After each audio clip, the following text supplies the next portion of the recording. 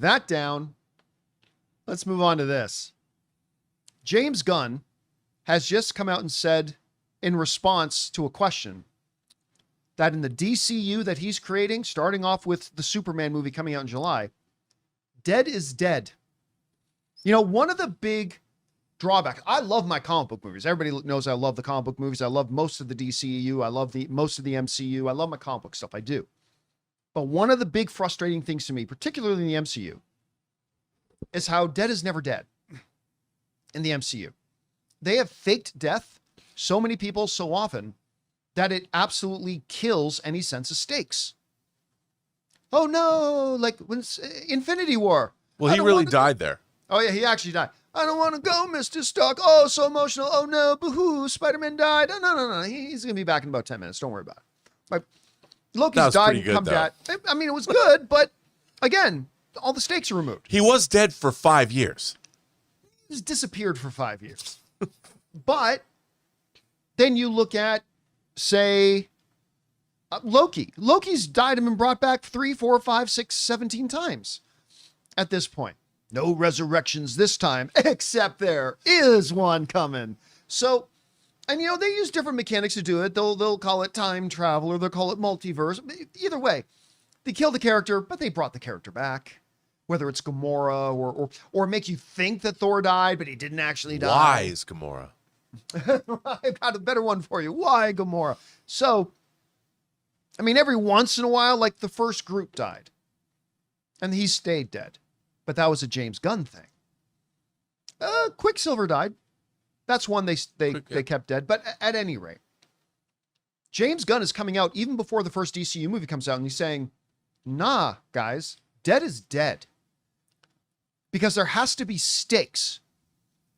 You have to feel that there's a level of threat, because if this character doesn't dodge the bullet, they're gone. Anyway, he said this. This comes to us from Total Film.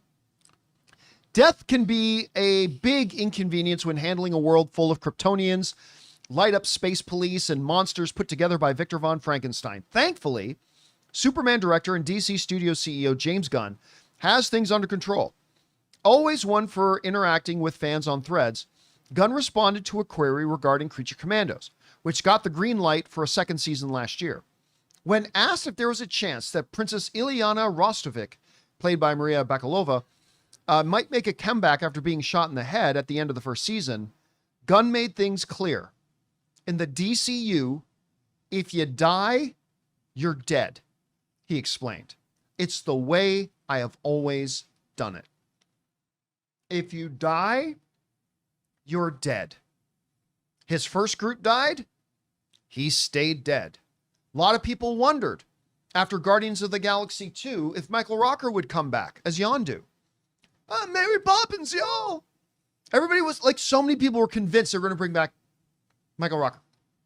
But to James Gunn, if a character dies, they're dead. And you leave them like that. Now, somebody followed up that question by asking, well, what about the Lazarus Pit? To which James Gunn gave a really good answer. He said, look, we could use the Lazarus Pit, but if we ever do use the Lazarus Pit, it's going to be completely centric to the story. Like, we're not going to go, any character dies? Well, we're just going to drag him to the Lazarus Pit. No. If we do a Lazarus Pit story, it'll be a completely centered around it, completely core to the story issue, but you're not going to see them going back to it again. So yeah, there's the Lazarus Pit. And then I saw a bunch of people earlier today writing, well, what about the Death of Superman storyline? Ain't ever going to do the Death of Superman storyline. Nor should they, to be honest with you.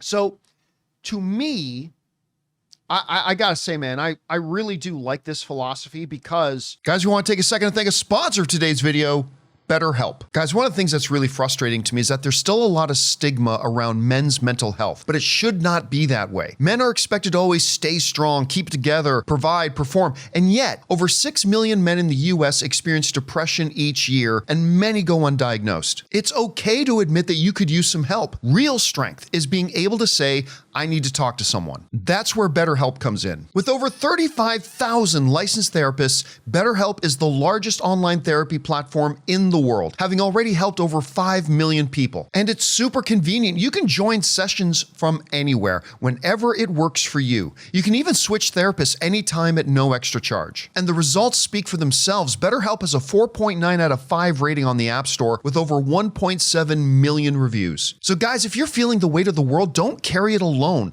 Talk it out with BetterHelp. As the largest online therapy provider in the world, BetterHelp can connect you with mental health professionals who understand what you're going through. Our listeners and viewers get 10% off their first month at betterhelp.com/Campea. That's BetterHelp, HELP.com/Campea. You know, Rob, one of my all-time favorite shows, Sons of Anarchy. When Ope dies, who's my favorite character in the show, there is a truth to my emotions in there because I know he's gone. They ain't bringing him back. They shot him. They beat him to death actually in the prison. He's dead. And there's something about that adds to the drama, that adds to the real emotional connection we have to the characters, as opposed to in a Marvel Cinematic Universe film, oh no, the bad guy actually killed him. Give it a couple of minutes. They'll be back. They'll be back shortly. Don't worry about it. Right. And it adds to the threat. It adds to the stakes. It adds real consequences to things. So is he actually going to be able to pull it off? We'll wait and see. But I, for one, love his rule. In the DCU, if you're dead, you're dead. I love that. Anyway, Rob, you hear him say that. What do you think about that in principle? And do you think he's actually going to be able to stick to that rule as we progress in the DCU? Well, I think it's a great rule, and I think he probably will be able to stick to that. I mean, I think it's important that he does because, you know, they're establishing this 10-year universal plan. And I think, I mean, look, I'm not eager to see superheroes put to death. But I do think if you're going to tell stories, it would be something new to realize that consequences matter and that they resonate. And also the loss of a character can inform characters moving forward. And if everyone's just coming back from the dead all the time, I mean, I think the fact that they left Black Widow dead was a good thing. I think the pathos there and it informed the Yelena Belova character. And I think that we got a little taste of that in Thunderbolts. And I think it's good. So I think what he's doing is great. And let's hope he sticks to it. You know, and but then again, the impulse would be then, well, let's not kill those characters. So. Well, then you've got to be very, very careful and deliberate about when you do decide to kill a character. Yep. You can't just go willy-nilly. Like at the end of Infinity War, who else should we have die? I would have Black Panther die. Have Wanda die. Like, you got to be 100% sure about your narrative and where you're going with your story before you make the decision to pull the trigger and kill off one of your characters. 100%. Can you think of any, I mean, obviously Death of Superman comes up. Can you think of any other storylines, like prominent DC storylines, that could be impacted by James Gunn saying Vigilante, the Adrian Chase vigilante who killed himself? I don't think he's going to do that, though. No. I mean, you've got him in Peacemaker. I can't imagine him killing himself, you know. No, I mean, that was the first thing that came to mind. But from like Marvel, the death of Captain Marvel, you know, who died of cancer. I think it was cancer that killed him. But I could see James Gunn taking a page. I mean, Supergirl dying in Crisis on Infinite Earths. That was pretty harsh. The Flash kind of died, but that was kind of a different situation. But Supergirl really died, you know, and they did other things. Of course, they brought her back later because it was the Crisis on Infinite Earths. So, you know, it's a new universe. So consequences gone. So you could do that. And I hope they don't, you know, do these. I'm so sick of universe destroying events. I mean, the cataclysmic events where they can reboot the universe. Final Crisis, Dark Crisis, the absolute Final Crisis. The crisis that's more final than the last. I mean, I don't like that. That's a great title. That was pretty good, though. Yeah, I just, you know. It was better than the last. Crisis on Infinite Earths was the coolest title for a miniseries ever. I mean, I was so excited when that came out. And I loved it. It was great. You know what the more immediate one is? A lot of people have been expecting to see Rick Flag come back. Right. And I guess, I mean, and maybe even expecting him to come back in Peacemaker Season 2. But with James Gunn saying that, I think I'll have to break it to Ray that I don't think Rick Flag's coming back. I think he's gone. He's dead. No, I think it's a good way to be. I mean, it gives the universe stakes. It imbues it with emotional stakes. Look, I know when they made Star Trek II: The Wrath of Khan, they thought Spock was going to stay dead. But they did put that end tag at the movie that they shot in Golden Gate Park, where you see the torpedo tube that carried his body. You know, I have to pass away. This must pass away again someday. I mean, I hate that. I mean, I know they had to bring it back, but it was a great death.